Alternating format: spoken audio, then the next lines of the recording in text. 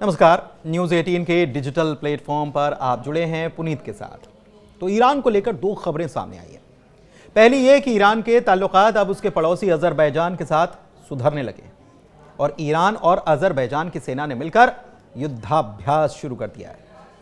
दूसरी तरफ अमेरिका और ईरान के बीच होने वाली डील को लेकर तमाम बयानबाजियां जारी हैं, लेकिन ईरान इन बयानबाजियों को लेकर बेहद नाखुश नजर आ रहा है। दरअसल हाल ही में अमेरिकी राष्ट्रपति डोनाल्ड ट्रंप ने सऊदी, यूएई, कतर की यात्रा की और इस दौरान उन्होंने करोड़ों डॉलर्स की डील भी साइन की। लेकिन इस दौरे के दौरान ट्रंप की तरफ से ईरान को लेकर की गई बयानबाजी से ईरान तमतमाया है, बौखलाया है और गुस्से में है खामनेई। दोनों खबरें आपको विस्तार से बताते हैं। तो पहली खबर यह है कि ईरान और अजरबैजान के बीच अब रिश्ते पटरी पर आने लगे हैं। यही कारण है कि अब 21 मई तक दोनों मुल्कों के बीच अरास 2025 के नाम से एक युद्धाभ्यास शुरू किया गया। इसमें IRGC और अजरबैजान की फोर्स शामिल है।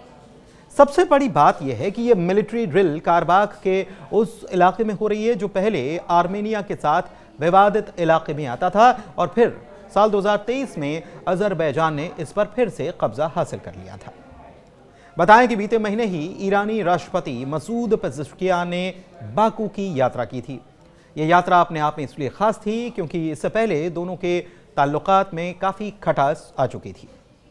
तब पेज़ेश्कियान ने कहा था कि ईरान ये सुनिश्चित करने की कोशिश करेगा कि अजरबैजान के साथ उसके रिश्ते सभी क्षेत्रों में रणनीतिक हों।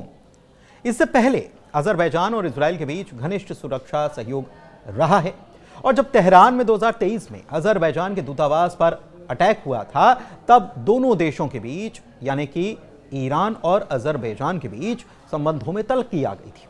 लेकिन फिर 2024 में अजरबैजान ने फिर से अपने दूतावास को खोला और हमलावर को मौत की सजा सुनाई गई।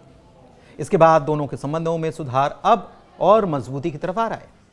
दूसरी तरफ बीते साल नवंबर के महीने में भी दोनों मुल्कों ने कैस्पियन सागर में मिलकर नौसैनिक अभ्यास किया था। चलिए अब आते हैं दूसरी खबर पर।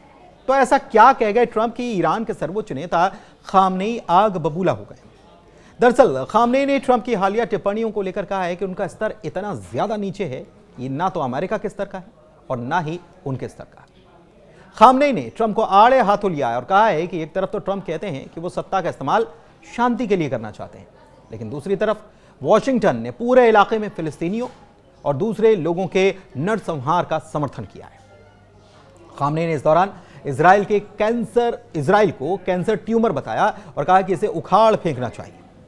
ईरान के राष्ट्रपति मसूद पेज़ेश्कियान ने भी कहा है कि शांति का संदेश देने वाले ट्रंप विनाश की धमकी भी एक साथ देते नजर आते हैं और वो ऐसा कैसे कर सकते हैं।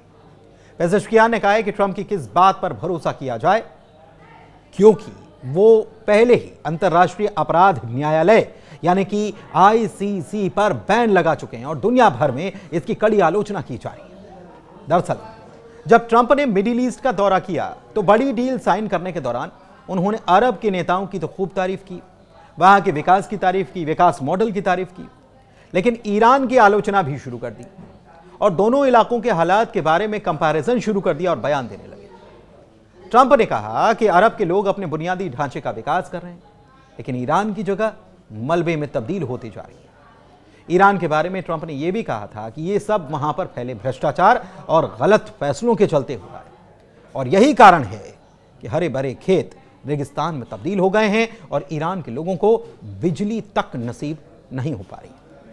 दूसरी तरफ ईरान इस बात से काफी गुस्से में है कि ट्रंप ने सीरिया में नए अंतरिम राष्ट्रपति अहमद अल शरा से न केवल हाथ मिला लिया बल्कि दमिश्क पर से बैन भी हटा लिया, क्योंकि इस दौरान ट्रंप ने सीरिया के तत्कालीन राष्ट्रपति बशर अल असद की सरकार गिरने के ईरान के दर्द को बयां कर दिया था। लेकिन ईरान के विदेश मंत्री अब्बास अराक्ची ने इसका जवाब दिया, कहा कि अमेरिका के प्रेसिडेंट ट्रंप भ्रामक बयान देते हैं, कंफ्यूजिंग बयान देते हैं और कहा कि अमेरिका ही है जिसने प्रतिबंधों और सैन्य धमकियों के जरिए ईरान को रोकने का काम किया, जबकि इजराइल का पुरजोर समर्थन भी किया और सीरिया पर अटैक करने का काम भी अमेरिका ने ही तो किया था। बताएं कि पहले ही ईरान ट्रंप के बयानों को लेकर नाराज है, क्योंकि कुछ दिन पहले ही ट्रंप ने यह भी कहा था कि वो जल्द ही फारस की खाड़ी को अरब की खाड़ी कहना शुरू कर सकते हैं और इसका फैसला उनके मिडिल ईस्ट दौरे के दौरान ही हो सकता है। हालांकि इस पर ईरान की तरफ से तल्ख टिप्पणी होने के बाद कोई फैसला हुआ हो, ऐसी कोई खबर सामने नहीं आई। लेकिन इसके बाद भी ट्रंप का मजबूत दावा देखने को मिल रहा है कि ईरान और अमेरिका की परमाणु मामले को लेकर बातचीत सही रास्ते पर जा रही है और जल्द ही इस पर सही और शांतिपूर्ण फैसला ले लिया जाएगा।